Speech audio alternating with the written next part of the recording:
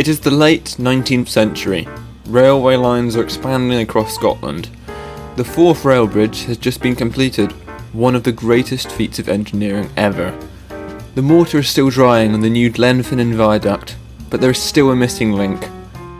The west and east coast are only 60 miles apart, yet there is no connection between Inverness and Fort William. Rail construction reaches the south end of Loch Ness, but the continuation down the Great Glen never happens. Fast forward 70 years, cars are becoming the main mass transportation, and in 1963, Dr. Beecham's Act removes any hope of a sustainable link from east to west.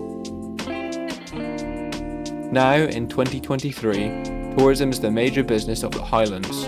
Every cruise liner disgorging its international passengers at Invergordon sends coaches down the dangerous, winding roads in search of the Loch Ness Monster. The scenery is stunning, but the road is slow and often clogged.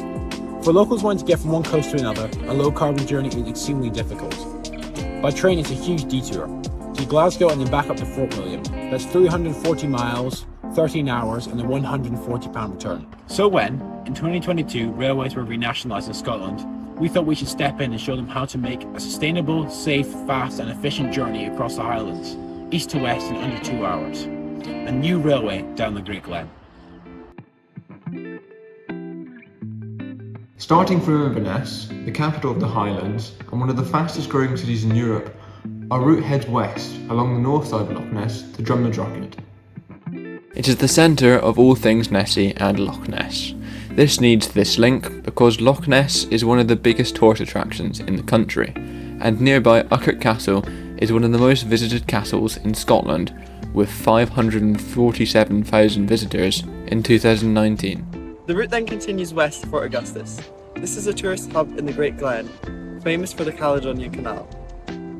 The route then continues along the old railway line, still in great condition, but it will require an alternative footpath since being turned into a long-distance footpath in 2002. We have a small stop at Invergary for the convenience of locals and continue to Speen Bridge. Here we'll connect to the existing West Highland rail line coming north from Glasgow and take you to your destination, Fort William.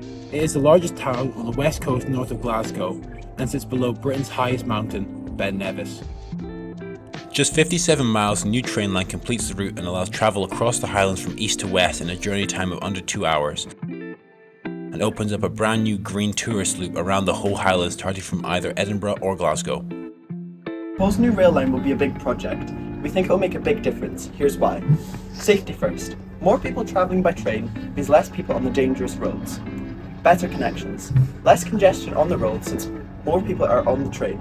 Local green electricity such as wind and hydroelectric will power the trains, growing the need for sustainable electricity and prompting the expansion of this industry. Even without sustainable energy, the trains have very low greenhouse gas emissions. This is because they are extremely energy efficient. The UK government statistics suggest that modern electric trains can emit up to 3 times less carbon dioxide into the atmosphere than driving the same distance.